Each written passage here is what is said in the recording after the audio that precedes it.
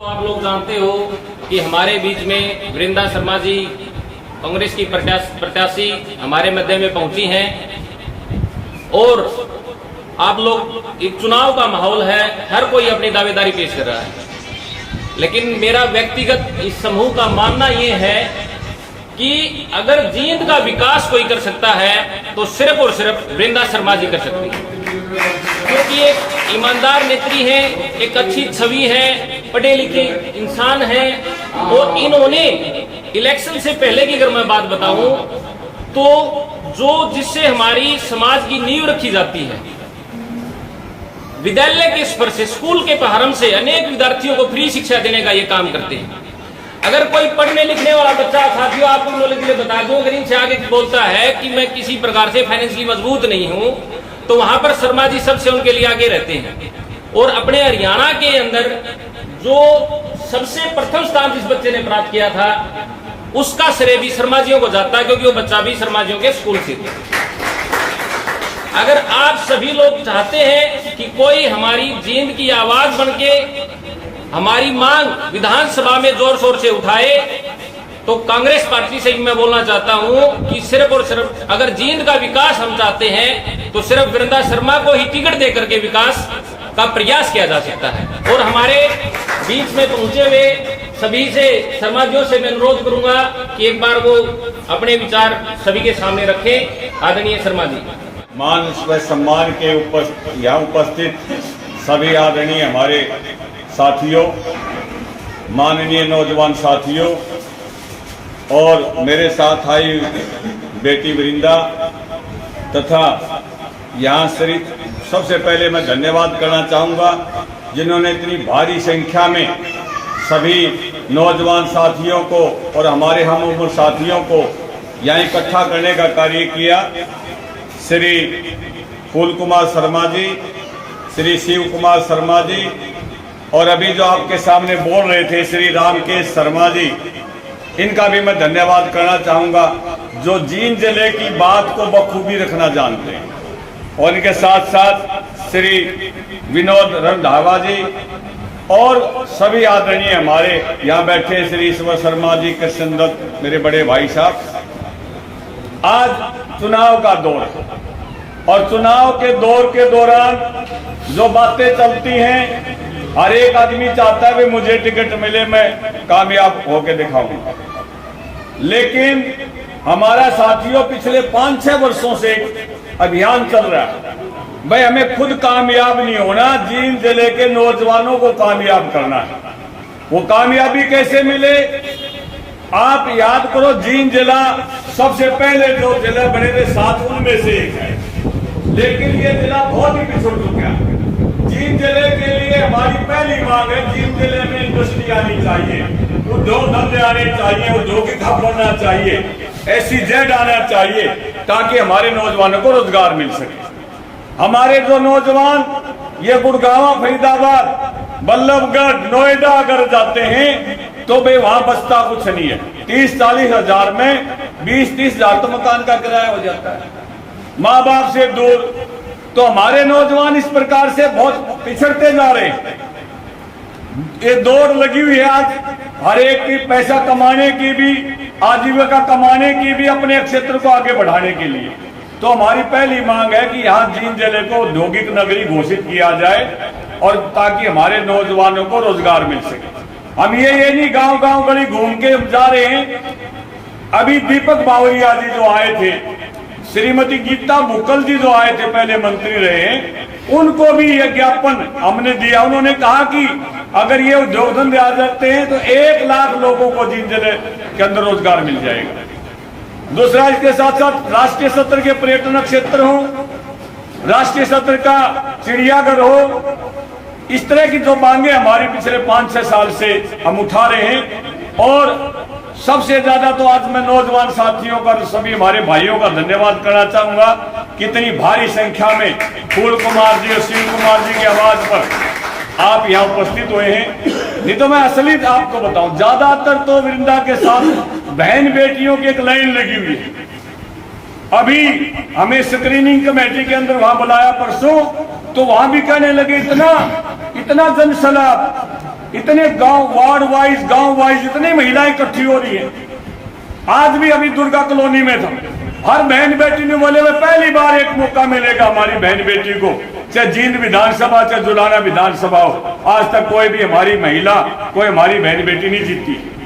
दूसरा कि विजन भी होना चाहिए, बगैर विजन के हम बना देते हैं, वो भी एक बात अच्छी नहीं है। विजन होना चाहिए कि हमने क्या करना। अभी मेरे बारे में बताया गया, मैं 1987 से स्कूल चलाता हूँ। आज भगवान की दया से 3 स्कूल जींद में, एक सफेदो स्कूल भी 8 एकड़ में, और इसमें 200 से ज्यादा मेरे पास स्टाफ भी है। लेकिन मेरे पास ही बेटी है या बेटी, इसका आगे परमात्मा ने बेटा बेटी दिए हैं, और इसका जो फादर इन लॉ वो भी बड़े अफसर रहे, ज्वाइंट डायरेक्टर तहसीला के ऊपर। तो भाई ये और भी तो अपने, केवल बेटी नहीं, और भी तो अपने।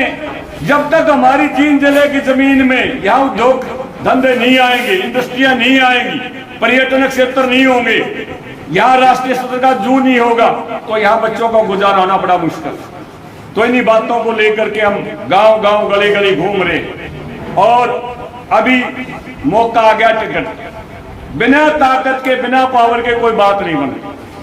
पहले 3 जनवरी को बहुत भारी संख्या में अनाज मंडी में हमारे बहन भी और हमारी माता बहनें भी, भाई भी बहुत संख्या में आए, और डीसी को जब ज्ञापन देने लगे, अनाज मंडी पुरानी से लेकर के बस स्टैंड जो पुराना, यहाँ तक लाइन नहीं टूटी थी, रोड के रोड जाम हो गए थे। लेकिन वहां उपायुक्त महोदय ज्ञापन लेने के लिए नहीं आए। अगर एमएलए कोई हो, कोई बात उठाए, तो वो आगे सेंटर तक जाती है। और साथियों, केवल हरियाणा से बात नहीं बनेगी, सेंटर की भी मदद लेनी पड़ेगी।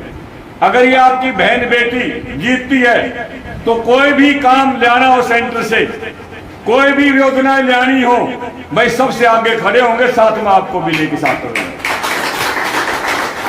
क्योंकि जो जनप्रतिनिधि है उसको टाइम भी देना पड़ेगा, जनप्रतिनिधि सुननी भी पड़ेगी।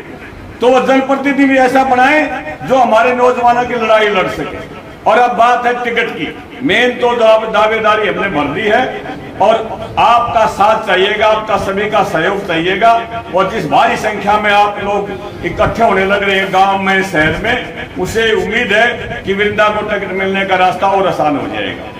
और 25 तारीख को अग्रवाल धर्मशाला में एक बहुत बड़ा सम्मेलन आयोजित है, वहां आप भारी संख्या में आए और एक अपनी आवाज बुलंद करें। भाई हमारी बहन बेटियां भी आगे बढ़नी चाहिए, हमारा क्षेत्र का भी विकास होना चाहिए। हम कंपैरिजन करते, चाहे हिसार ले लीजिए, रोहतक ले लीजिए, पानीपत ले लो, उसमें भी खूब उद्योग धंधे हैं, गुड़गांव फरीदाबाद में तो कहना क्या है। तो आज आप इतनी भारी संख्या में आए, आप लोगों ने सभी ने बात सुनी, आप सबका बहुत बहुत धन्यवाद। हम सभी को फलीभूत किया है, और हम आपको ये प्रतिबद्धता देते हैं कि जो आपने इस जींद के विकास के लिए जो एक यज्ञ प्रारंभ किया है, उसमें सभी हमारी माताएं बहनें और नौजवान साथी एक आदमी 10-10 आदमी बढ़ के वृंदा शर्मा का भूमिका को निभाएंगे, ये हम आपसे प्रतिबद्धता देते हैं। अब मैं बोलूंगा हमारी नेता कैसी हो, आपने बोलना है वृंदा शर्मा आज विकास की दौड़ में सबसे पीछे रह गया है। यदि हम रोजगार के अवसरों की बात करें तो सरकारी नौकरियां बहुत कम हैं, लेकिन एक युवा को अपना घर चलाने के लिए रोजगार तो चाहिए, उसे धनराशि तो चाहिए।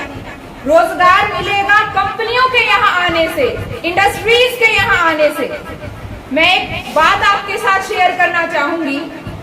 गुरुग्राम, जिसे पहले गुड़गांव कहते थे, 1970s के दशक में सबसे पहले मारुति सुजुकी का प्लांट वहां लगा, और आज दुनिया की ऐसी कोई कंपनी नहीं है जिसका हेड ऑफिस गुरुग्राम में नहीं है। गुरुग्राम आज फाइनेंशियल हब है हरियाणा का, गुरुग्राम आज फाइनेंशियल हब है आईटी सेक्टर का। कोई भी बच्चा अच्छी पढ़ाई लिखाई करने के बाद गुरुग्राम फरीदाबाद की तरफ अपना रास्ता मोड़ लेता है। और युवा किसी भी देश की, किसी भी राज्य की, किसी भी क्षेत्र की सबसे बड़ी ताकत होता है। और हमारे लिए बड़ी चिंता का विषय है कि जिस देश का, जिस क्षेत्र का युवा ही पलायन को मजबूर है, वो क्षेत्र क्यों खाली रह गए। तो अब सही समय है और सही मौका है कि हम जिला जींद में इंडस्ट्रीज की स्थापना, जिला जींद को राष्ट्रीय अंतर्राष्ट्रीय स्तर के पर्यटन पर्यटन केंद्रों की स्थापना यहाँ करवाएं। रानी तालाब, भूतेश्वर मंदिर राजा रघुवीर सिंह जी के समय का बना हुआ है। माँ जयंती का मंदिर, जींद का नाम माँ जयंती के नाम पर है, जयंतपुरी। पांडु पिंडारा तीर्थ जहाँ हम श्रद्धा से स्नान करते हैं। रामराय तीर्थ जिसका पुराणों में वर्णन है। क्यों सरकार यहाँ पैसा नहीं लगाती? क्यों सरकार इसे एक बहुत बड़े प्रोजेक्ट के रूप में विकसित नहीं करती जिससे मेरे हजारों भाई बहनों को कार्य मिले? आप सब जानते हैं भारत के बहुत से राज्य पर्यटन के आधार पर हजारों बच्चों को रोजगार आज प्रदान किए हुए हैं और हमारा जींद तो हरियाणा के बिल्कुल सेंटर में है। और इस मध्य का फायदा उठाने के लिए हर राजनीतिक दल आता है, बड़ी बड़ी रैलियां ऑर्गेनाइज की जाती हैं, बड़ी बड़ी घोषणाएं जींद से की जाती है, लेकिन अफसोस हम सब वैसे के वैसे निराश ही बैठे रहते हैं। आज भी हमारे पास रोजगार नहीं है, आज भी हम विकास की दौड़ में सबसे पीछे हैं, आज भी हमें एनसीआर में लाकर समस्याओं का सेंटर बना दिया। 2012-15 से जिला जींद को एनसीआर में शामिल कर दिया गया है, जिसके परिणाम स्वरूप ईंट भट्टा संचालकों को, वाहन चालकों को जो डीजल से चलने वाले साधन है, 10 साल से ज्यादा एक दिन भी आप उस साधन को नहीं चला सकते। जबकि कैथल में वही साधन 15 साल, हिसार में वही साधन 15 साल। तो हमारे जिला जींद ने ऐसा क्या कसूर कर दिया? हम तो हरियाणा की राजनीतिक राजधानी है।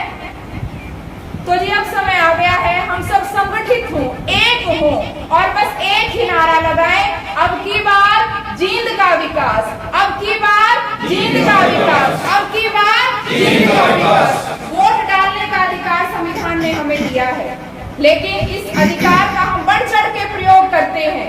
हमने बहुत से नेता को उस लेवल पे पहुंचाया, हमने बहुत से पार्टियों को पूरा समर्पण किया, लेकिन हम तो आज भी वैसे के वैसे ही बैठे हैं। हमारे ऊपर तो पिछड़ेपन का टैग लग के रह गया है। तो ये कसक सिर्फ मेरे दिल में नहीं, यहाँ बैठे हर व्यक्ति के दिल में विराजमान है। और अब की बार 25 अगस्त को हाथ बदलेगा हालात नामक कार्यक्रम का अग्रवाल धर्मशाला में आयोजन किया गया है।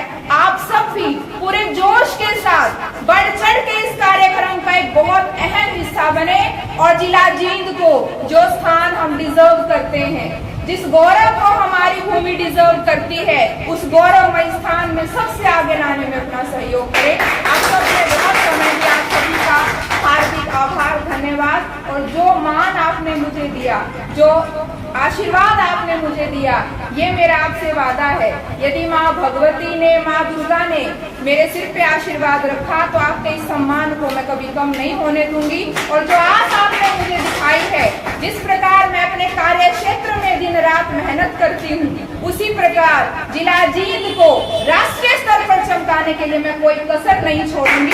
ऐसा जय हिंद, जय भारत।